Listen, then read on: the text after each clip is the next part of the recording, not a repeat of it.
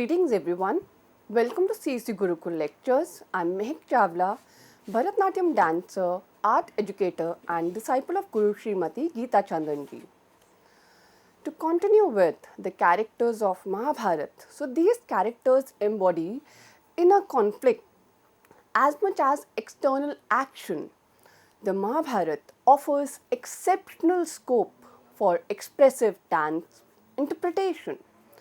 In dance traditions, the Mahabharata is specially valued for its capacity to convey psychological drama through abhinaya, particularly sattvika abhinaya that communicates internal emotional states. Episodes such as Draupadi Vastraharan demand a sensitive portrayal of dignity, despair, and resistance, while Kichakavat explored the tension between oppression and righteous anger. Scenes preceding the war allow dancers to express hesitation, fear, and moral struggle, shifting focus from physical movement to emotional depth.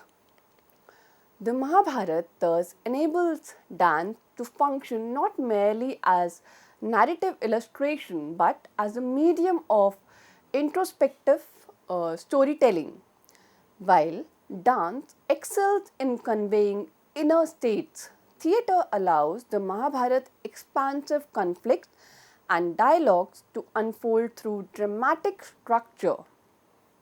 From a theatrical perspective, the Mahabharata provides a complete dramatic universe. Its extended dialogues, strategic negotiations, and confrontations lend themselves naturally to stage performance. The Kurukshetra war, with its scale and intensity, offers opportunities for visual spectacle, while moments such as Bhishma lying on the Sarsanya create powerful scenes for stillness and reflection. The Krishna Arjun dialogue, often performed independently, exemplifies how philosophical discourse can be transformed into compelling theatre.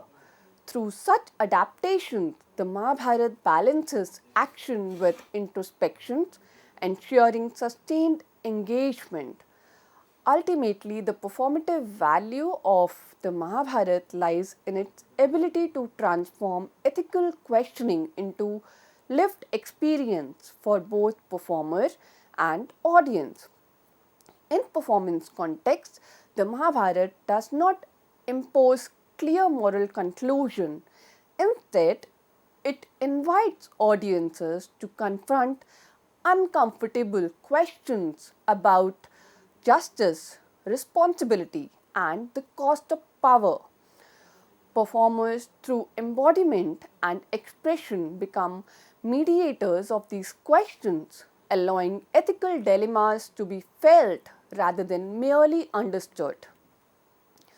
This capacity to unite aesthetic pleasure with moral inquiry makes the Mahabharata one of the most enduring and influential sources for dance and theatre, sustaining its relevance across generations. Having explored the Mahabharata's complexity and performative richness, we now turn to a text that offers a different narrative tone and cultural context, the Cilappadikāram, which integrates poetry, music, and dramatic action in distinctive ways. Cilappadikaram occupies a foundational position in the history of Indian literature and performing arts because it is among the earliest texts to consciously integrate narrative poetry with detailed reflection on music, dance, and theatrical culture. Authored by Ilango Adigal, the epic belongs to the corpus of the five great Tamil epics and represents a mature literary tradition deeply rooted in the social and cultural life of the Tamil region. Unlike Sanskrit epics that often foreground divine intervention and cosmic mythology, Cilappadikāram is strikingly human in its focus, portraying ordinary individuals whose lives are shaped by love, desire, error, injustice, and moral resolve. For students of dance and theatre, the importance for this text lies in its ability to function simultaneously as literature, social document, and performance manual, offering rare insights into the lived artistic practices of the early South India. To appreciate Cilappadikaram as a performative and cultural text, it is essential first to examine the narrative framework through which its artistic ideas are communicated. At the heart of Cilappadikaram lies the tragic narrative of Kannagi, her husband Kovalan, and the accomplished dancer Madhavi. The epic begins with Kovalan's departure from his virtuous wife Kannagi in favor of Madhavi, whose beauty, talent, and social presence attract him. This initial act sets into motion a sequence of events that explore desire, moral lapse, and eventual realization. When Kovalan later abandons his life of pleasure and returns to Kannagi, the couple's journey toward renewal is abruptly halted by a grave injustice in Madurai, where Kovalan is falsely accused of theft and executed without due inquiry. Kannagi's response transforms personal grief into righteous fury, leading to the symbolic destruction of the city and the moral exposure of royal authority. Thematically, the epic explores love and betrayal, the impermanence of material pleasure, the fragility of justice, and the power of moral truth. Unlike texts that glorify kingship, Cilappadikāram places ethical authority above political power, suggesting that righteousness resides not in the position but in conduct. This transformation of domestic tragedy into a broader ethical segment gives the epic a universal relevance while remaining firmly grounded in social reality. The philosophical weight of the narrative becomes more pronounced when we closely examine how its characters are constructed and symbolized. One of the most remarkable aspects of Cilappadikaram is its nuanced and culturally specific characterization, firmly embedded within the Tamil social imagination. Kannagi emerges as the moral axis of the epic, representing Karappu, chastity, understood not merely as sexual fidelity but as inner strength, ethical steadfastness, and moral authority. Her transformation from a devoted wife to an agent of cosmic justice challenges conventional gender roles and establishes her as a powerful symbol of righteous anger and truth. Madhavi, on the other hand, is portrayed with exceptional sensitivity and complexity. She is not reduced to a moral foil or antagonist, but is presented as a disciplined, accomplished artist whose emotional life is shaped by love, professional pride, and personal conflict. Her identity as a dancer is central to her characterization, and the epic treats her artistic vocation with respect and seriousness. Through these women, Cilappadikāram positions women as a central drivers of moral action and justice, suggesting that women occupy crucial moral, emotional, and cultural spaces within society. This emphasis on women as active subjects rather than passive figures set the epic apart from many early narrative traditions. These richly drawn characters are inseparable from the epic's sustained engagement with music, dance, and theatrical practice. Cilappadikaram is invaluable for the study of performance history because it contains some of the earliest systematic references to dance, music, and theatre in the Indian tradition. The epic describes performance spaces such as the Arangam, indicating a formalized architectural and cultural context of public performance. It refers to trained performers, knowledgeable audiences, and codified artistic practices, suggesting a highly evolved performance culture rather than a spontaneous or folk based one. The text demonstrates an understanding of performance as an integrated art form that combines bodily movement, rhythmic precision, melodic structure, and emotional expression. Dance is not presented as isolated physical activity, but as an art deeply connected to narrative meaning and aesthetic experience. This holistic view anticipates later theoretical frameworks found in classical treatises and confirms that sophisticated performance principles existed well before formal codification. Among the epics, many artistic references, the figure of Madhavi stands out as the clearest embodiment of professional performance culture. Madhavi represents the early South Indian courtesan dancer tradition, a system in which women were rigorously trained in music and dance and held prominent cultural roles.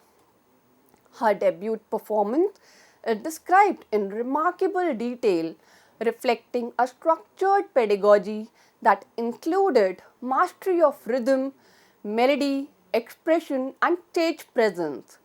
The emphasis on her training and public recognition indicate that dance was regarded as a respected profession requiring discipline, intellect, and emotional depth. Through Madhavi, Cilappadikaram presents the dancer as a cultural mediator, someone who embodies aesthetic refinement while engaging directly with society. Her emotional conflicts and personal choices further humanize the artist, reminding students that performance traditions are shaped by lived experience as much as by technique. These artistic representations extend beyond literary interest and provide crucial historical evidence of the evolution of Indian performance tradition. From the perspective of dance and theatre studies, Cilappadikaram functions as a foundational historical source. It offers early documentation of stage practices, performer roles, and aesthetic values that later become central to South Indian classical dance forms. Scholars have consistently identified the epic as a key literary source for understanding the development of various dance forms. Particularly, it emphasizes on expressive storytelling, emotional depth, and musical integration within a Tamil cultural framework. The text confirms that long before modern institutionalization, and codification, dance and theatre existed as socially embedded, ethically significant, and aesthetically refined practices. For students, this reinforces the idea that classical dance traditions evolved organically within cultural life rather than emerging suddenly through theoretical texts alone. When examined in its entirety, Cilappadikāram reveals the inseparable relationship between narrative, society, and performance. Cilappadikaram stands as a monumental cultural document that transcends the boundaries of literature to become a vital source of understanding India's performance heritage.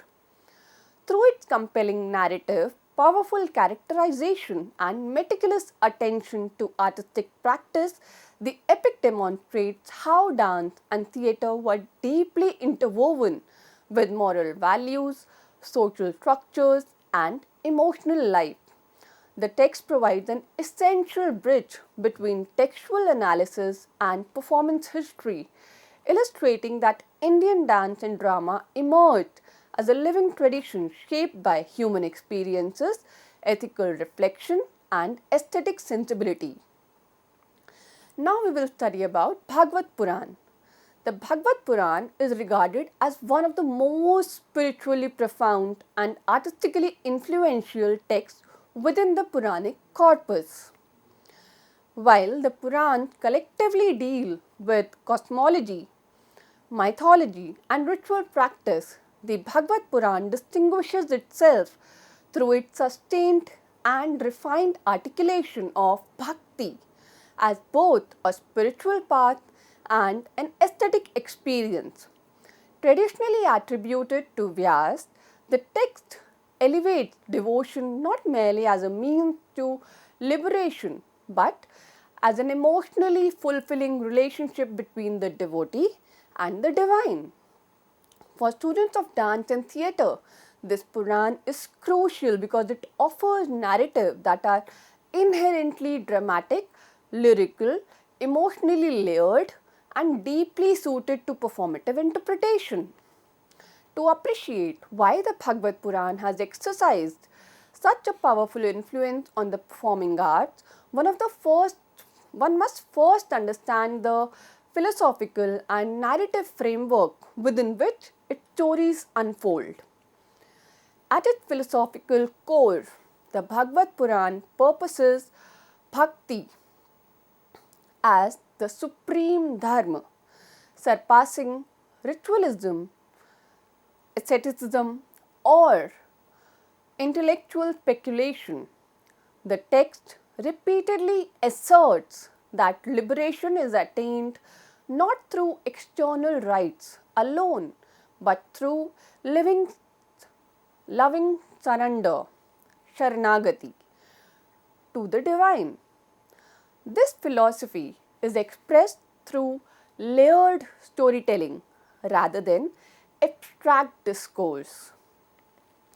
Narratives are framed within dialogues, recountings, and retellings, creating a multi voice structure that mirrors oral performance traditions. This narrative strategy enhances the text's performative potential as stories unfold through voice, emotion, and imagery rather than linear historical chronicle. Within this philosophical structure, the figure of Krishna emerges as the emotional and narrative center of the Bhagavata Purana. Unlike epic portrayals where Krishna often appears as a statesman, strategist, or cosmic teacher, the Bhagavata Purana presents him primarily through the lens of Lila or divine play. Krishna is simultaneously divine and accessible. He is mischievous child, a loving son, a playful friend, and an enchanting lover. This multiplicity of roles allows performers to explore a wide emotional spectrum, ranging from innocence and humor to passion and transcendence. The text consciously humanized the divine, enabling devotees and audiences to relate to Krishna through familiar emotional bonds. This approach was profound implication for dance and theatre, where emotional identification is central to aesthetic experience. Emotional accessibility of Krishna is confirmed through a series of vividly imagined episodes that form the performative backbone of the text. The Bhagavata Purana devotes extensive attention to Krishna's childhood and youthful exploits, which are rich in visual imagery and dramatic action. Episodes such as Kaliyamardhana, where Krishna dances upon the serpent hoods, combine rhythm, movement, and symbolism, making them ideal for choreographic representation. The lifting of Govardhan dramatize divine protection and communal faith, while Krishna's interaction with Yashoda foregrounds Vatsalya or parental affection. Among all episodes, the Rasa Lila occupies a central aesthetic position, portraying the divine love as a cosmic dance, where the boundaries between the human and the divine dissolve. These episodes do not merely narrate events, they evoke emotional states that are central to Indian aesthetic theory. It is through these narratives the distinctive emotional and aesthetic character of the Bhagavata Purana fully emerges. The Bhagavata Purana is deeply aligned with the principles of rasa, as articulated in Natya Shastra. The dominant rasa, Shringara, Vatsalya, and Bhakti are woven seamlessly into the narrative fabric. Devotion is expressed not as renunciation but as emotional fullness, where joy, longing, separation, and reunion all become sacred experiences. The text, lyrical language, and poetic imagery heighten aesthetic pleasure, making the act of listening or witnessing itself a devotional practice. This convergence of rasa and bhakti explains why the Bhagavata Purana functions as both sacred scripture and artistic inspiration. These emotional and aesthetic qualities directly shape the classical dance tradition that draws upon the Bhagavata Purana. In classical Indian dance, the Bhagavata Purana provides a foundational narrative source for Abhinaya-centric composition. Dance forms such as Odissi, Manipuri, Bharatanatyam extensively employ its episodes to explore devotional emotion through gestures, expression, and movement. The dancer does not merely depict Krishna or the gopis, rather, the dancer embodies devotion itself. The emphasis on subtle facial expression and controlled bodily movement aligns closely with the text's inward focused spirituality. Through these performances, dance becomes a medium of ecstatic devotion where artistic discipline and spiritual emotion converge. Beyond solo and classical dance forms, the Bhagavata Purana also sustains collective and theatrical modes of performance. Now we move to Rasa Lila. The tradition of Rasa Lila represents one of the most enduring theatrical manifestations of the Bhagavata Purana. Here, dance, music, dialogue, and narrative merge into a composite performance form that is simultaneously theatrical and ritualistic. Particularly in Vrindavan and Manipur, Rasa Lila continues as a living tradition where performers and audience participate in a shared devotional experience. The performative space becomes sacred and theatrical enactment functions as collective worship. This tradition exemplifies the Indian concept of theatre not merely as entertainment but as a spiritual participation through art. From an academic perspective, the Bhagavata Purana offers valuable insights into the relationship between text, performance, and cultural practice. The Bhagavata Purana is essential for understanding how religious texts inform artistic tradition and aesthetic theory. It demonstrates how narrative literature can shape movement, vocabulary, emotional expression, and dramaturgical structure. The text also provides a framework for analyzing the integration of philosophy, emotion, and art in Indian performance tradition. Its continued relevance in living tradition underscores the dynamic relationship between classical texts and contemporary cultural practices. With this, I conclude my lecture. Thank you.